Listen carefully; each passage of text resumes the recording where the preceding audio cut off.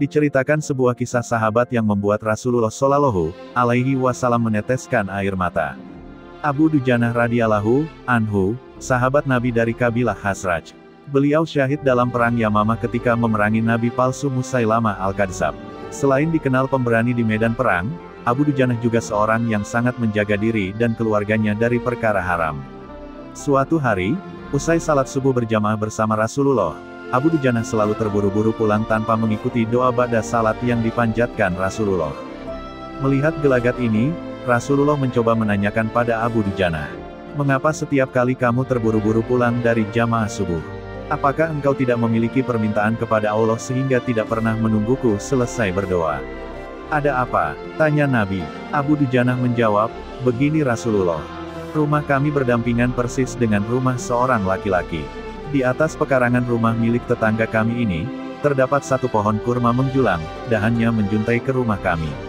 Setiap kali ada angin bertiup di malam hari, kurma-kurma tetanggaku itu saling berjatuhan, mendarat di rumah kami. Ya Rasul, kami keluarga orang yang tak berpunya. Anakku sering kelaparan, kurang makan.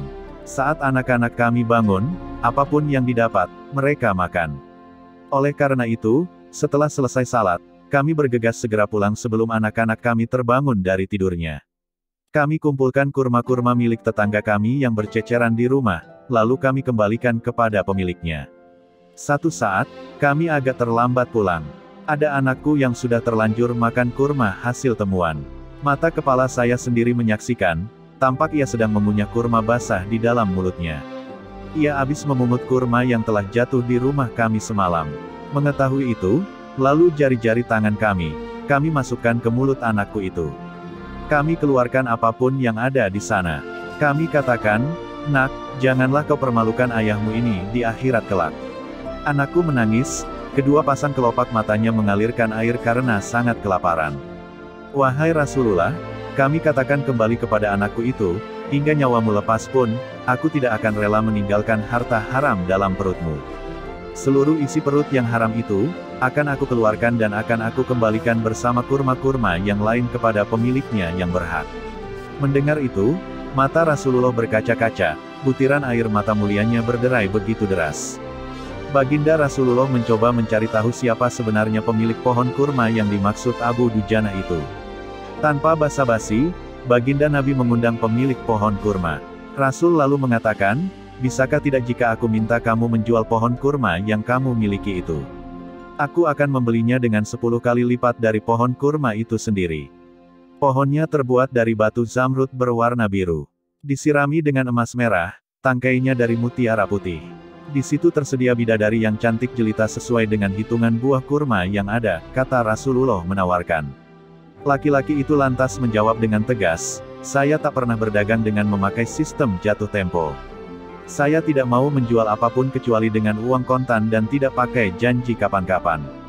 Tiba-tiba sahabat setia Abu Bakar As-Siddiq datang lantas berkata, "Ya sudah, aku beli dengan 10 kali lipat dari tumbuhan kurma yang varietasnya tidak ada di kota ini, lebih bagus jenisnya." Pria itu pun kegirangan sembari berujar, "Ya sudah, aku jual." Abu Bakar menyahut, "Bagus, aku beli." Setelah sepakat, Abu Bakar langsung menyerahkan pohon kurma itu kepada Abu Dujanah. Rasulullah kemudian bersabda, "Hai Abu Bakar, aku yang menanggung gantinya untukmu." Pria yang menjual pohon kurma itu berjalan mendatangi istrinya, lalu mengisahkan kisah yang baru saja ia alami. "Aku telah mendapat untung banyak hari ini. Aku dapat 10 pohon kurma yang lebih bagus. Padahal kurma yang aku jual itu masih tetap berada di pekarangan rumahku. Aku tetap yang akan memakannya lebih dahulu dan buah-buahnya pun tidak akan pernah aku berikan kepada tetangga kita itu sedikit pun." Malamnya, saat pria itu tidur, dan bangun di pagi harinya, tiba-tiba pohon kurma yang telah ia jual berpindah posisi, menjadi berdiri di atas tanah milik Abu Dujanah. Dan seolah-olah tak pernah sekalipun tampak pohon itu tumbuh di atas tanah pria tersebut. Tempat asal pohon itu tumbuh, rata dengan tanah.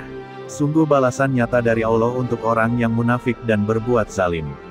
Itulah kisah Abu Dujanah yang membuat Rasulullah menangis.